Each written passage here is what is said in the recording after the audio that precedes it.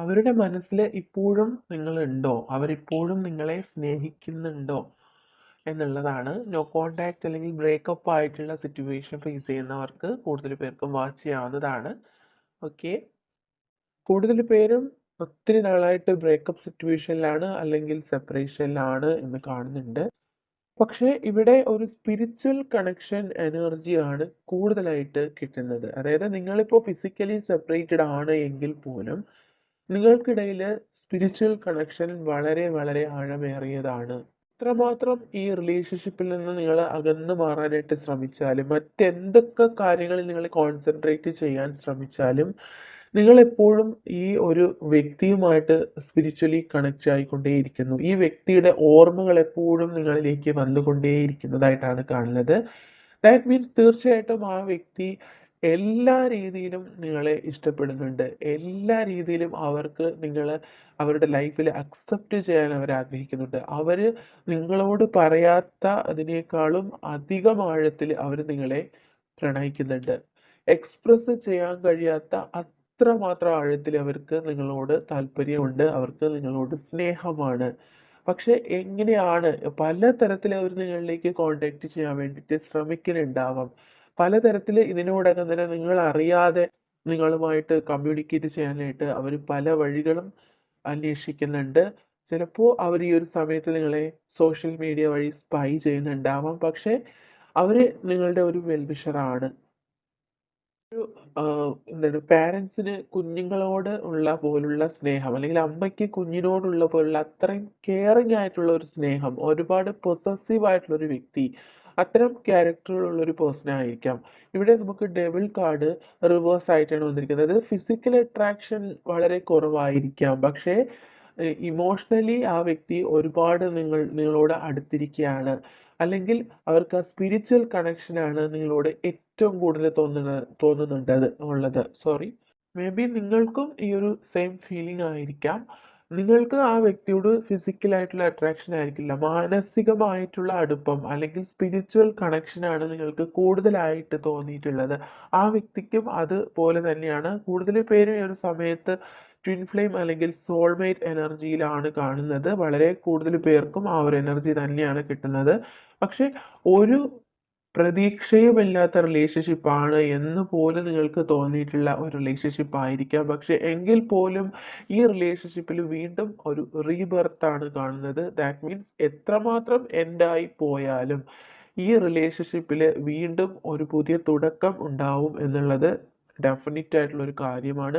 എത്ര നാൾ കഴിഞ്ഞാൽ പോലും ഈ ഒരു റീയൂണിയൻ നിങ്ങൾക്കിടയിൽ വളരെയധികം പോസിബിലിറ്റി കാണിക്കുന്നുണ്ട്. അതുകൊണ്ട് നിങ്ങൾ ഈ പേഴ്സണിന് വേണ്ടിയിട്ട് നിങ്ങൾക്ക് വെയിറ്റ് ചെയ്യാവുന്നതാണ്. ഈ വ്യക്തിയെ നിങ്ങൾക്ക് ട്രസ്റ്റ് ചെയ്യാവുന്നതാണ്. അതുപോലെ തന്നെ ഈ വ്യക്തിക്ക് എപ്പോഴും നിങ്ങളുമായിട്ടുള്ള റീയൂണിയനാണ് ആ വ്യക്തി ഡ്രീം ചെയ്യുന്നത്. എപ്പോഴും ഈ സൈക്കിൾ ഇങ്ങനെ റിപ്പീറ്റ് ആയിക്കൊണ്ടിരിക്കുകയാണ്. നിങ്ങൾക്കിടയിലുള്ള ആ ഒരു പ്രണയബന്ധം ഓൺ ആൻഡ് ഓഫ് റിലേഷൻഷിപ്പ് ആയിട്ട് കംപ്ലീറ്റ് ആയിട്ട് എൻഡായി പോയി എന്ന് നിങ്ങൾ വിചാരിക്കുന്ന സമയത്ത് വീണ്ടും ഒരു റീബർത്ത് ഉണ്ടാവുകയാണ്. ഇതാണ് ഈ റിലേഷൻഷിപ്പിന്റെ ആ ഒരു ഇന്റൻസിറ്റി എന്ന് പറയുന്നത്. മേ ബി പലർക്കും യൂണിവേഴ്സ് ആയിട്ട് തന്നെ നിങ്ങളെ ഒരുമിപ്പിച്ച് ചേർത്തിട്ടുള്ള വ്യക്തികളായിരിക്കാം. അതുകൊണ്ട് ഈ ഒരു വേൾഡിൽ നിങ്ങളെ ഏതൊരു ശക്തികളും നിങ്ങളെ സെപ്പറേറ്റ് ചെയ്തിരുന്നാലും നിങ്ങൾ തമ്മിലുള്ള ആത്മബന്ധം എന്നും വളരെ സ്ട്രോങ് ആയിട്ട് തന്നെ തുടർന്നു കൊണ്ടിരിക്കും. ഒരു ലൈഫ് ലോങ് കമ്മിറ്റ്മെന്റ് ഈ വ്യക്തിക്ക് നിങ്ങൾക്ക് തരാൻ കഴിയുന്നതായിരിക്കും. അതുകൊണ്ട് ഈ വ്യക്തിയുടെ ഓർമ്മകൾ അല്ലെങ്കിൽ ഈ വ്യക്തിയുടെ റിലേഷൻഷിപ്പ് എപ്പോഴും നിങ്ങളിൽ ഉണ്ടാവും എന്ന് തന്നെയാണ് കാണുന്നത്. ഓക്കെ. തീർച്ചയായിട്ടും അവരുടെ മനസ്സിൽ എപ്പോഴും നിങ്ങൾക്ക് വേണ്ടിയിട്ടുള്ള പ്രാർത്ഥനകളാണ്. നിങ്ങളെ ഒരിക്കലും മറ്റൊരു ശക്തിക്കും വിട്ടുകൊടുക്കാൻ ആ വ്യക്തി തയ്യാറല്ല. എപ്പോഴും ഇൻറ്റ്യൂഷണലി ഇപ്പോൾ സ്പിരിച്വൽ കണക്ഷൻ ആണ് കൂടുതലെന്ന് പറയുന്നു. തീർച്ചയായിട്ടും ആ വ്യക്തി എപ്പോഴും നിങ്ങളുമായിട്ട് സ്പിരിച്വലി കണക്ട് ചെയ്യാൻ ശ്രമിക്കുന്നുണ്ട്. മേ ബി നിങ്ങൾക്കും ആ ഒരു ഇൻറ്റൻസിറ്റി നിങ്ങൾക്ക് അറിയാൻ കഴിയുന്നുണ്ടാവാം. ഇൻറ്റ്യൂഷണലി നിങ്ങൾക്ക് മനസ്സിലാവുന്നുണ്ടാവാം. ആ വ്യക്തി അത്രമാത്രമാണ് നിങ്ങളെ മനസ്സാലെ മാനിഫെസ്റ്റ് ചെയ്യുന്നത്. Okay. Yes. Wow. Unconditional love, overflowing love. അവരുടെ ഹൃദയത്തിൽ മേ ബി നിങ്ങളോട് എക്സ്പ്രസ് ചെയ്യാത്ത അത്രമാത്രം ആഴമേറിയ സ്നേഹമാണ് ആ വ്യക്തിയുടെ മനസ്സിലുള്ളതെന്ന് കാണുന്നുണ്ട്. എപ്പോഴും നിങ്ങളുടെ പ്രണയത്തിൽ ഒരു പുതിയ തുടക്കം വേണമെന്ന് ആ വ്യക്തി ആഗ്രഹിക്കുകയാണ്. ഇപ്പോൾ എന്തായാലും നിങ്ങൾക്കിടയിൽ ഒരു റിയൂണിയൻ പോസിബിലിറ്റി വളരെ സ്ട്രോങ് ആയിട്ട് കാണുന്നുണ്ട്. അല്ലെങ്കിൽ കുറച്ച് നാൾ നിങ്ങൾക്ക് വെയിറ്റ് ചെയ്യേണ്ടതായിട്ട് വരും. പക്ഷേ ഈ വ്യക്തി ജെനുവിൻ ആയിട്ടുള്ളൊരു പേഴ്സണാണ്. അവർ വളരെ സിൻസിയർ ആയിട്ട് തന്നെയാണ് നിങ്ങളെ പ്രണയിക്കുന്നത്. മേ ബി അവർക്ക് ഒരുപാട് എക്സ്പ്രസ് ചെയ്യാൻ കഴിയുന്നില്ലായിരിക്കാം, അല്ലെങ്കിൽ അങ്ങനെ ഒരു സിറ്റുവേഷനിലായിരിക്കാം ആ വ്യക്തി ഉള്ളത്. പക്ഷേ എങ്കിലും നിങ്ങൾക്ക് ട്രസ്റ്റ് ചെയ്യാൻ പറ്റുന്ന ഒരു റിലേഷൻഷിപ്പാണ്, ഒരു വ്യക്തിയാണ് ഇതെന്ന് കാണുന്നുണ്ട്. അൺകണ്ടീഷണലി ഉള്ള സ്നേഹമാണ് ആ വ്യക്തിയുടെ മനസ്സിലുള്ളത്. ഓക്കെ, അവരുടെ മനസ്സിൽ എപ്പോഴും നിങ്ങളുണ്ട്. അവർക്കിപ്പോഴും നിങ്ങളോട് പ്രണയമുണ്ട്. Okay, take a break and you will get through this. ഇപ്പോൾ നിങ്ങൾക്കുള്ള ഈ ഒരു നോ കോണ്ടാക്ട് സിറ്റുവേഷൻ അല്ലെങ്കിൽ ബ്രേക്കപ്പ് സിറ്റുവേഷൻ, ഇത് നിങ്ങൾ ഓവർകം ചെയ്യും.